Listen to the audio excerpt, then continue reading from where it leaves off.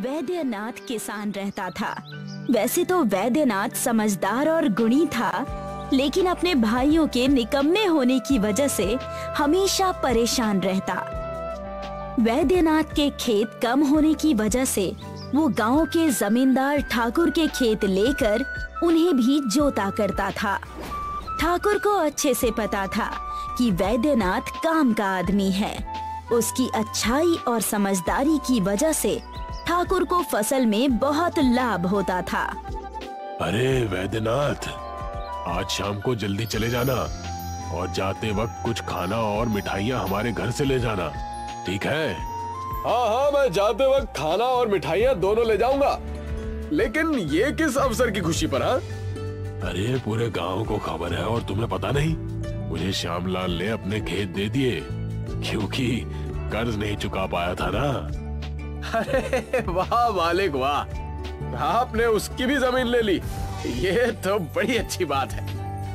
वैद्यनाथ ठाकुर के घर से मिठाई और खाना लेकर अपने घर जाता है और सारी बातें अपनी पत्नी को बताता है। अरे भाग्यवान, कहाँ हो? ये देखो, मैं तुम्हारे लिए खूब सारा खाना और ढेर सारी मिठाइयाँ लेकर आया हूँ। जी, ये किस खुशी में? और इतने सारे पैसे तुम्हारे पास कैसे आए? अरे ये मिठाइयाँ और खाना तो मालिक ने दिया। वो श्यामलाल ने अपनी जमीन उनके नाम कर दिया ना, इसीलिए। श्यामलाल ने उनके नाम कर दिया या उन्होंने हड़प ली? अरे तुमने सही कहा रूपा, सब कुछ तो ठाकुर का है। गली मोहल्ले ठाकुर के, कुआं ठाकुर का, हल ठाकुर का, फसल ठाकुर की। अरे फिर हमारा क्या है, गांव या देश? आप निराश मत होइए, खाना निकाल दिया है, आप खा लीजिए। अरे वो कहते हैं ना, हमें तो सूखी रोटी भी बहुत है। अरे अब दूसरों को खीर नहीं मिल रही तो हम क्या करें? वैद्यनाथ सुबह फिर से ठाकुर के यहाँ हल चलाने चला जाता है। मालिक आज कहीं दिखाई नहीं दे रहे, मैं खेत कैसे जोतूंगा? अरे सारे हल पड़ोस की शादी में चले गए हैं। शादी में हल का होना शुभ माना जाता है ना। तुम एक काम करो, आज जाकर अपने खेतों से हल ले आओ और उससे हमारे खेत जोत दो।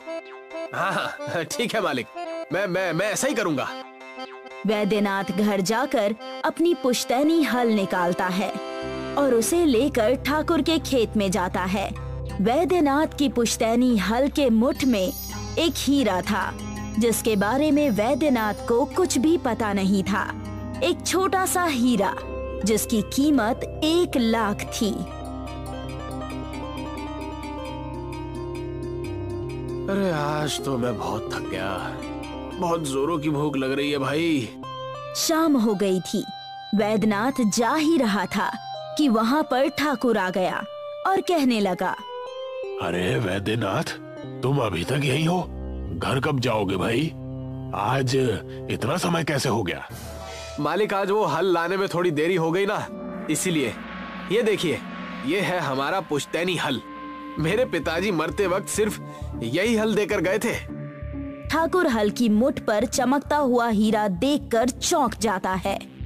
अरे ये हल तो बहुत कीमती लगता है, लेकिन ये हल इस मूर्ख के पास क्या कर रहा है? हल तो बहुत अच्छा है और बहुत बड़ा लग रहा है। हाँ, एक काम करना, इसे यहीं छोड़कर जाना। वो क्या है कि अन्य खेतों को भी जोतना है ना, तो हमारे पास हल नहीं है। कल आकर फिर से ले जाना। अरे मालिक, ये भी कोई मांगने की बात है? मैं ऐसा ही करूंगा। जाते वक्त इस हल को यहीं छोड़कर जाऊंगा। उस हीरे के हल को देखकर ठाकुर के मन में लालच आ जाता है और वो उस हीरे को लेकर जोहरी के पास जाता है। आइए ठाकुर साहब, आइए। अरे अब कौन से हार और कंगन बनवाने हैं? कोई छोटा काम नहीं करना, मैं तो ये हीरे बेचने आया हूँ। इस हीरे का बताइए मुझे कितना मिलेगा? ये हीरा तो 20 लाख का है। ये आपको कहाँ से मिला? ये तो बहुत ही प्रसिद्ध हीरा है, पन्ना का। अरे तुम अपना काम से काम रखो और इसके पैसे लाओ।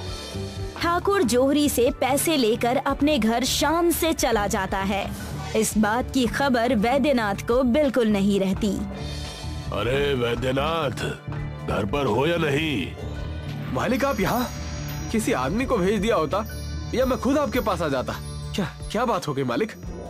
अरे मैं तुमसे बहुत खुश हूँ भाई। ये लो कुछ पैसे, अपना कर्जा चुका देना और इससे कुछ दिनों तक आराम की जिंदगी बिताना। और हाँ, मैंने तुम्हारा हल बाहर तुम्हारे घर के पास ही रखवा दिया है। ठाकुर इतना कहकर वहाँ से चला जाता है। वैद्यनाथ की नजर जब हल पर पड़ती है तो वो अपनी पत्नी रूपा को बुलाकर उससे कहता है, अरे अरे भाग्यवान, ये देखो हमारे हल से वो मणि गायब है जो चमकते रहता था। जरूर कहीं खो गई होगी, और क्या, कल सवेरे जाना और ठाकुर साहब के खेत में देख लेना। वैद्यनाथ पूरी रात सो नहीं पाता। उसे बस हल की मणि की ही चिंता होती है। सोते वक्त उसके सपने में उसके पूर्वज आते हैं, यानी कि उसके दादाजी आते हैं और उससे कहते हैं, कितने बुद्धू हो तुम। उस ठाकुर ने तुम्हारे साथ छल किया है। जिसे हल्का मणि समझ रहे थे वो असली हीरा था, जिसकी कीमत आज के समय बहुत थी। उस ठाकुर ने तुमसे वो लेकर तुम्हें ठग लिया है। अरे अब मैं क्या करूं? मेरी तो अकल ही मारी गई थी उस समय। तुम चिंता मत करो, वो तो बस एक छोटा सा टुकड़ा था।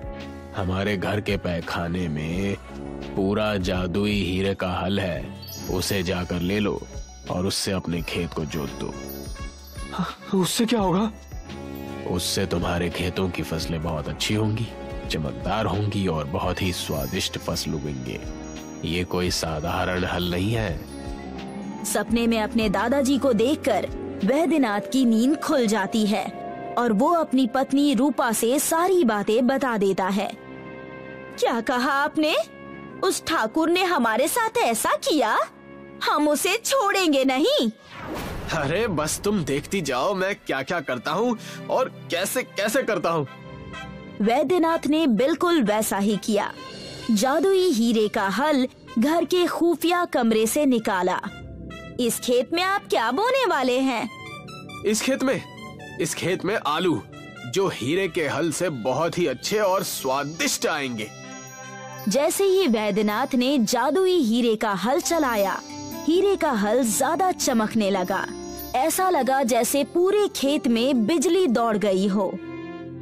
ये देखो, अब इस जादुई हीरे के हल की ताकत इस खेत में आ गई है। आपके दादाजी अगर और कुछ दिन पहले सपने में आ जाते तो क्या उनका कुछ बिगड़ जाता? हमारी जिंदगी बहुत बदल गई है अब। और वो अपने खेतों में दिन रात मेहनत करके उन्हें जोतने लगा। उस जादुई हीरे के हल की वजह से वैद्यनाथ को बहुत मुनाफा हुआ और वो ठाकुर से भी ज्यादा अमीर हो गया। मालिक, अब गांव में सब उस वैद्यनाथ की बात सुनते हैं। हर कोई उसके अनाज से ही अपना घर चलाता है। पिछले कुछ दिनों से वैद्यनाथ की जिंदगी बहुत बदल गई है। तो मुझे, अरे यही बात तो मुझे भी खाई जा रही है। आगे ऐसा कौन सा चमत्कार हुआ जिससे उस वैद्यनाथ की जिंदगी इतनी बदल गई?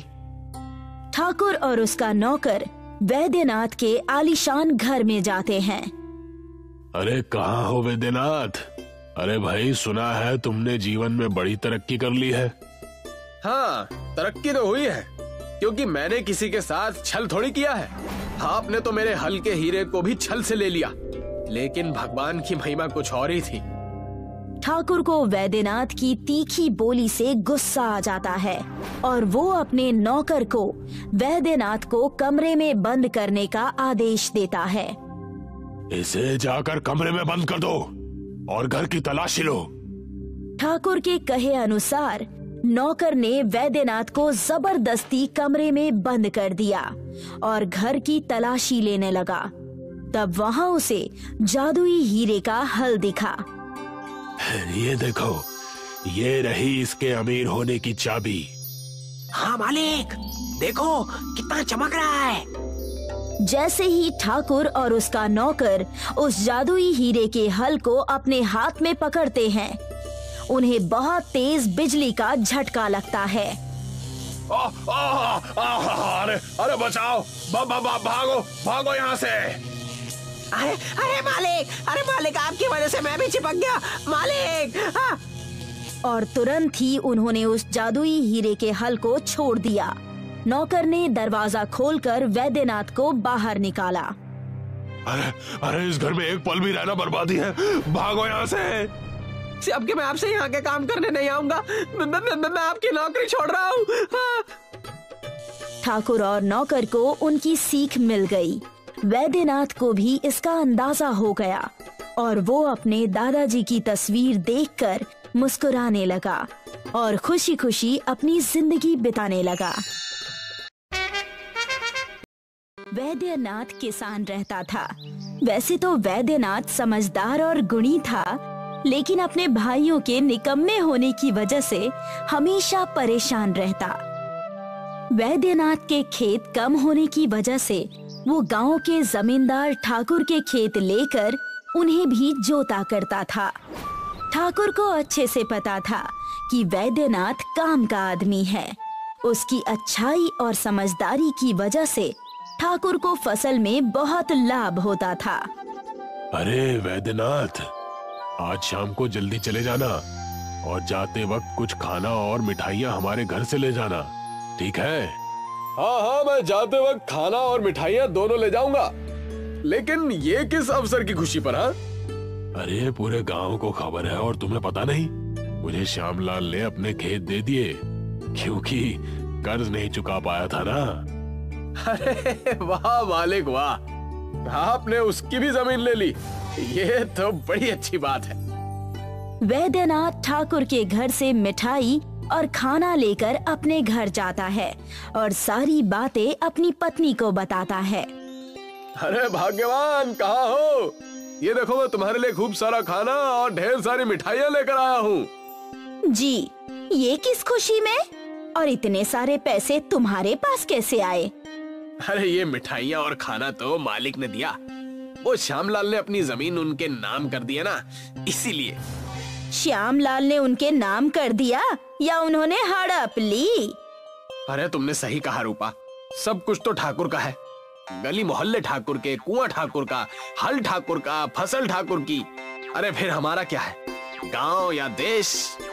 आप निराश मत होइए, खाना निकाल दिया है, आप खा लीजिए। अरे वो कहते हैं ना, हमें तो सूखी रोटी भी बहुत है। अरे अब दूसरों को खीर नहीं मिल रही तो हम क्या करें? वैद्यनाथ सुबह फिर से ठाकुर के यहाँ हल चलाने चला जाता है।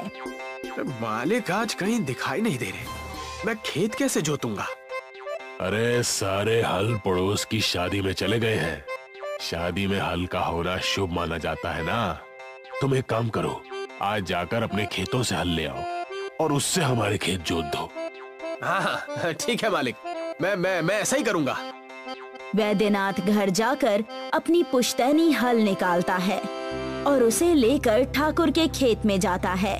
वैद्यनाथ की पुश्तैनी हल के मुठ में एक हीरा था, जिसके बारे में वैद्यनाथ को कुछ भी पता नहीं था। एक छोटा सा हीरा जिसकी कीमत 1 लाख थी। अरे आज तो मैं बहुत थक गया, बहुत जोरों की भूख लग रही है भाई। शाम हो गई थी। वैद्यनाथ जा ही रहा था कि वहाँ पर ठाकुर आ गया और कहने लगा, अरे वैद्यनाथ, तुम अभी तक यहीं हो? घर कब जाओगे भाई? आज इतना समय कैसे हो गया? मालिक आज वो हल लाने में थोड़ी देरी हो गई ना, इसीलिए।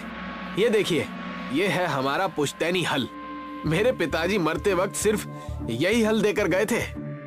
ठाकुर हल की मुठ पर चमकता हुआ हीरा देखकर चौंक जाता है। अरे ये हल तो बहुत कीमती लगता है, लेकिन ये हल इस मूर्ख के पास क्या कर रहा है? हल तो बहुत अच्छा है और बहुत बड़ा लग रहा है। हाँ, एक काम करना, इसे यहीं छोड़कर जाना। वो क्या है कि अन्य खेतों को भी जोतना है ना, तो हमारे पास हल नहीं है। कल आकर फिर से ले जाना। अरे मालिक, ये भी कोई मांगने की बात है? मैं ऐसा ही करूंगा। जाते वक्त इस हल को यहीं छोड़कर जाऊंगा। उस हीरे के हल को देखकर ठाकुर के मन में लालच आ जाता है और वो उस हीरे को लेकर जोहरी के पास जाता है। आइए ठाकुर साहब, आइए। अरे अब कौन से हार और कंगन बनवाने हैं? कोई छोटा काम नहीं करना, मैं तो ये हीरे बेचने आया हूँ। इस हीरे का बताइए मुझे कितना मिलेगा? ये हीरा तो 20 लाख का है। ये आपको कहाँ से मिला? ये तो बहुत ही प्रसिद्ध हीरा है, पन्ना का। अरे तुम अपना काम से काम रखो और इसके पैसे लाओ।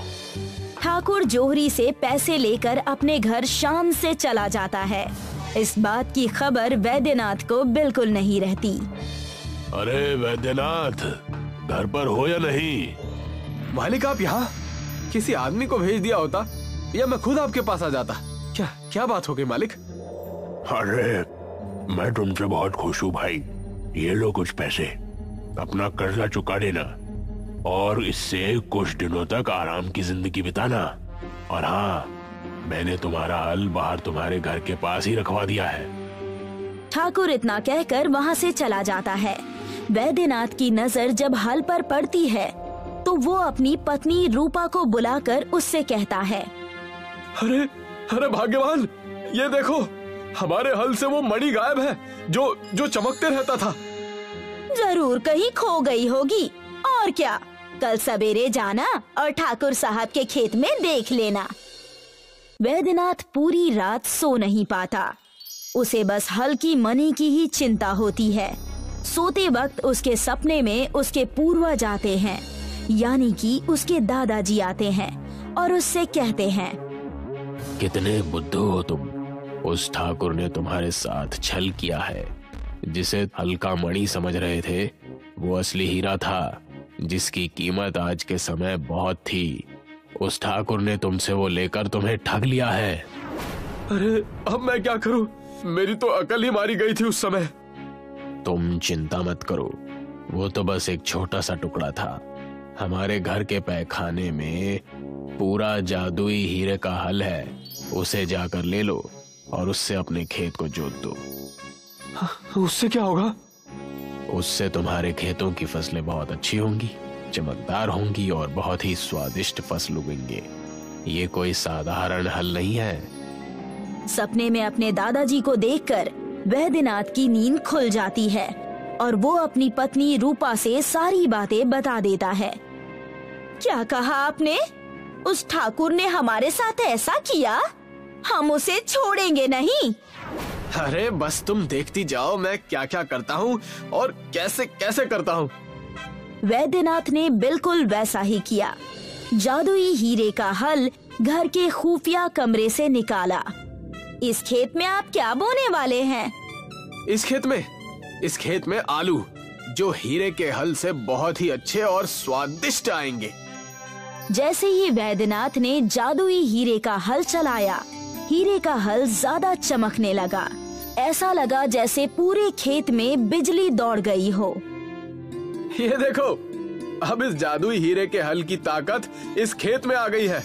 आपके दादाजी अगर और कुछ दिन पहले सपने में आ जाते तो क्या उनका कुछ बिगड़ जाता? हमारी जिंदगी बहुत बदल गई है अब। और वो अपने खेतों में दिन रात मेहनत करके उन्हें जोतने लगा। उस जादुई हीरे के हल की वजह से वैद्यनाथ को बहुत मुनाफा हुआ और वो ठाकुर से भी ज्यादा अमीर हो गया। मालिक, अब गांव में सब उस वैद्यनाथ की बात सुनते हैं। हर कोई उसके अनाज से ही अपना घर चलाता है। पिछले कुछ दिनों से वैद्यनाथ की जिंदगी बहुत बदल गई है। तो मुझे, अरे यही बात तो मुझे भी खाई जा रही है। आगे ऐसा कौन सा चमत्कार हुआ जिससे उस वैद्यनाथ की जिंदगी इतनी बदल गई? ठाकुर और उसका नौकर वैद्यनाथ के आलीशान घर में जाते हैं। अरे कहाँ हो वैद्यनाथ? अरे भाई, सुना है तुमने जीवन में बड़ी तरक्की कर ली है। हाँ, तरक्की तो हुई है, क्योंकि मैंने किसी के साथ छल थोड़ी किया है। आपने तो मेरे हल के हीरे को भी छल से ले लिया, लेकिन भगवान की महिमा कुछ और ही थी। ठाकुर को वैद्यनाथ की तीखी बोली से गुस्सा आ जाता है और वो अपने नौकर को वैद्यनाथ को कमरे में बंद करने का आदेश देता है। इसे जाकर कमरे में बंद कर दो और घर की तलाशी लो। ठाकुर के कहे अनुसार नौकर ने वैद्यनाथ को जबरदस्ती कमरे में बंद कर दिया और घर की तलाशी लेने लगा। तब वहाँ उसे जादुई हीरे का हल दिखा। ये देखो, ये रही इसके अमीर होने की चाबी। हाँ मालिक, देखो कितना चमक रहा है। जैसे ही ठाकुर और उसका नौकर उस जादुई हीरे के हल को अपने हाथ में पकड़ते हैं, उन्हें बहुत तेज बिजली का झटका लगता है। अरे अरे बचाओ, भागो भागो यहाँ से। अरे अरे मालिक आपकी वजह से मैं भी चिपक गया मालिक। और तुरंत ही उन्होंने उस जादुई हीरे के हल को छोड़ दिया। नौकर ने दरवाजा खोलकर वैद्यनाथ को बाहर निकाला। अरे इस घर में एक पल भी रहना बर्बादी है, भागो यहाँ से। अब के मैं आपसे यहाँ के काम करने नहीं आऊंगा, मैं आपकी नौकरी छोड़ रहा हूँ। ठाकुर और नौकर को उनकी सीख मिल गई। वैद्यनाथ को भी इसका अंदाजा हो गया और वो अपने दादाजी की तस्वीर देखकर